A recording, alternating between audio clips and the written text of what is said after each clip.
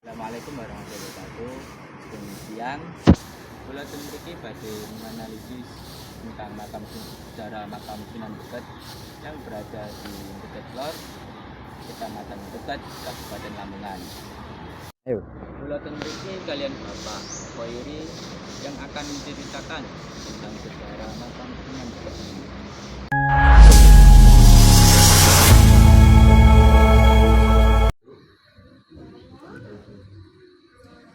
Pengaten kula Rahmat Rubilah dipanggil Fred dari Prodi Jurusan Bahasa dan Sastra Jawa, Fakultas Bahasa dan Seni, Universitas Negeri Surabaya. Kula mriki badhe wawancara tentang makam Sunan Beket sejarahnya. Di kula wiwiti pertanyaan juga. Ya.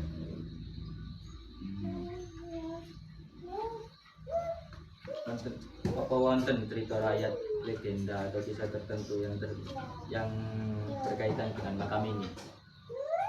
Makam Makam ya. Sunan Beket.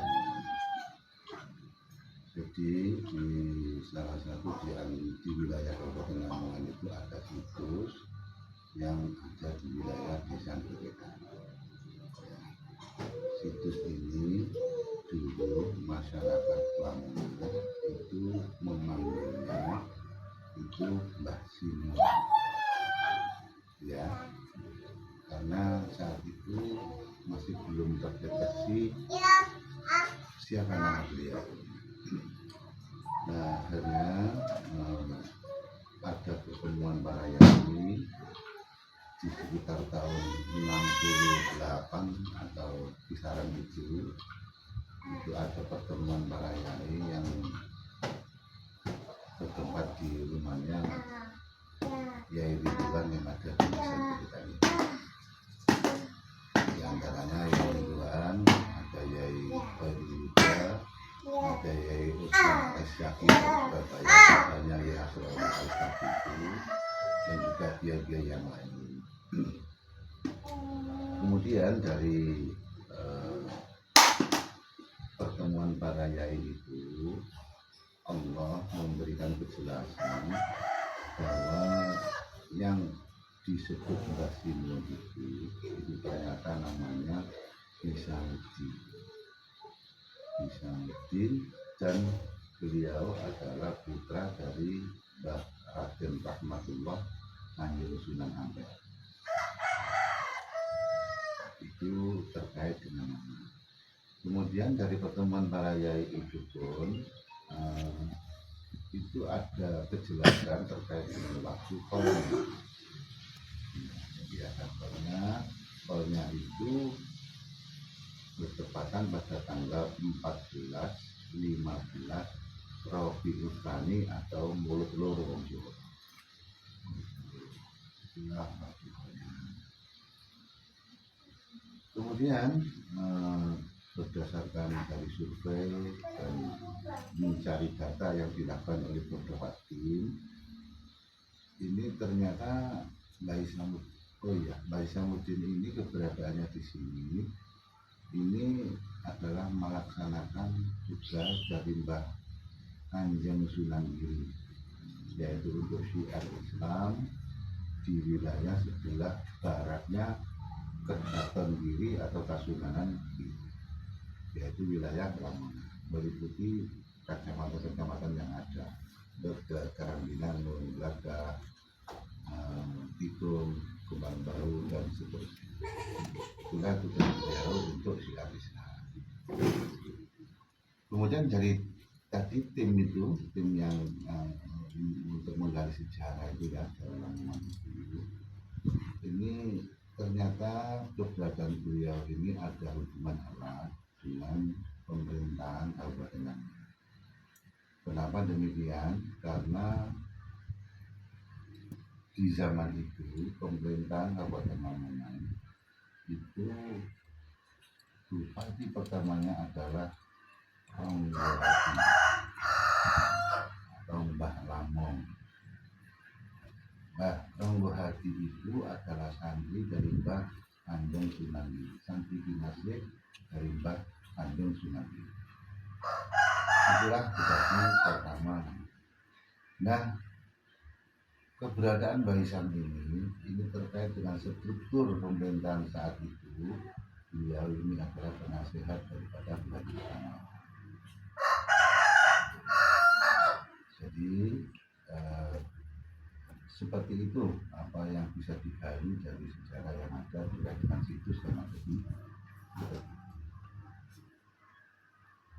Mbah Haji atau Mbah Lamong itu yang menjadi Bupati pertama itu mendapatkan gelar yaitu Surojoyo, dan itu gelar itu dijadikan nama Stadion Lamongan, nama Surajaya. Lihat sekilas terkait dengan keberadaan beliau. Terus apa lagi? Langsung juga.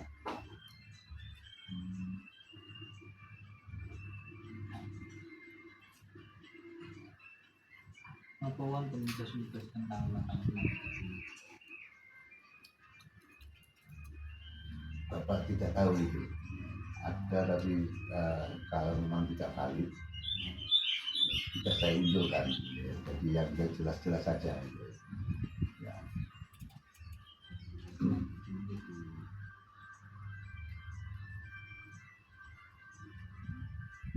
Apakah cerita itu mengaruhi tradisi perilaku atau cara masyarakat menghormati makam?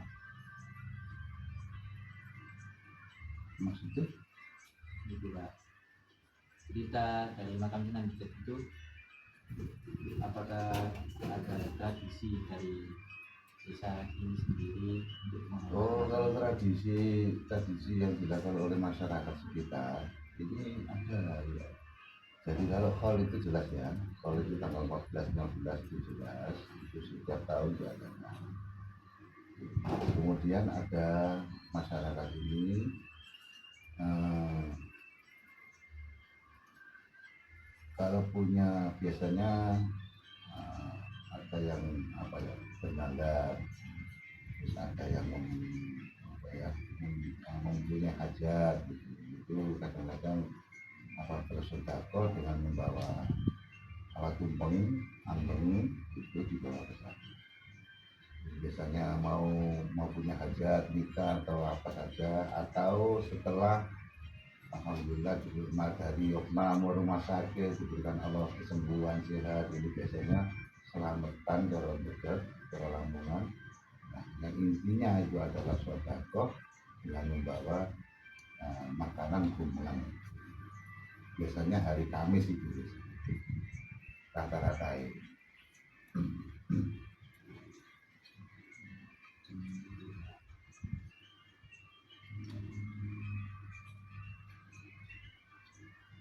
Apakah makam ini memiliki kaitan dengan peristiwa sejarah besar seperti perang, penyebaran agama atau kolonial? Jelas, iya. Jadi ini eranya itu adalah era Wali Songo. Jadi jelas toh Barat dan Rahmatullah Kanjeng Sunan Ampel itu adalah sesepuh Wali Songo. Beliau punya banyak beberapa putra, ada Mbak Kanjeng Sunan Derajat, ada Mbak Makbul Ibrahim Sunan Bonang, dan juga ada Sunan Kudus. Terus itu yang populer yang ada di buku-buku secara umum itu ada, tapi di data-data yang lain itu ada, dan diantaranya itu adalah bangsa ini.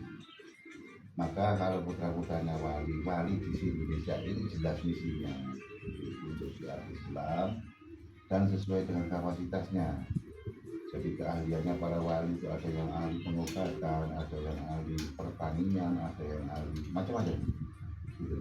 Maka sesuai dengan kebutuhan umat, apa yang dibutuhkan umat itu.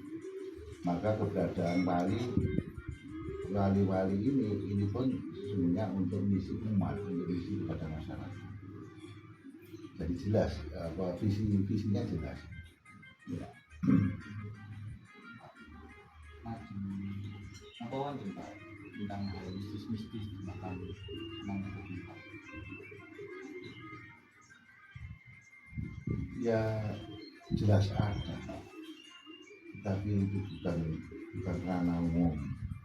Ya, jadi bukan ranah umum yang nanti dimensi untuk memahami itu sulit gitu ya, jelas ada, karena Allah menciptakan ini ada makhluknya ini yang berada di ranah real seperti ini, kita ini ada juga yang tidak bisa kita lihat, maka mistis itu jelas ada, tapi sulit untuk dijelaskan dan bukan untuk konsumsi publik.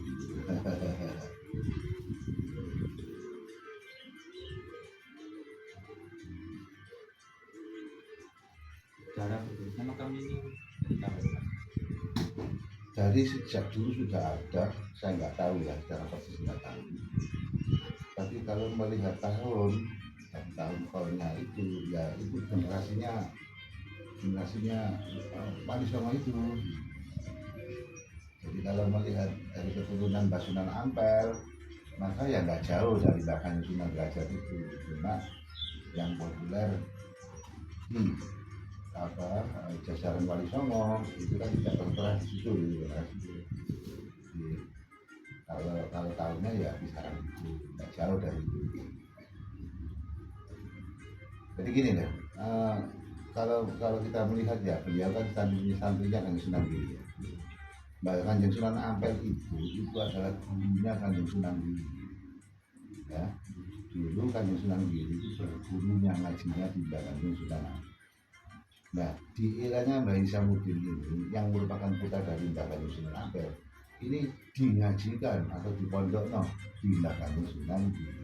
Berarti kan kisaran tahun itu ya antara 20 atau berapa kisaran itu.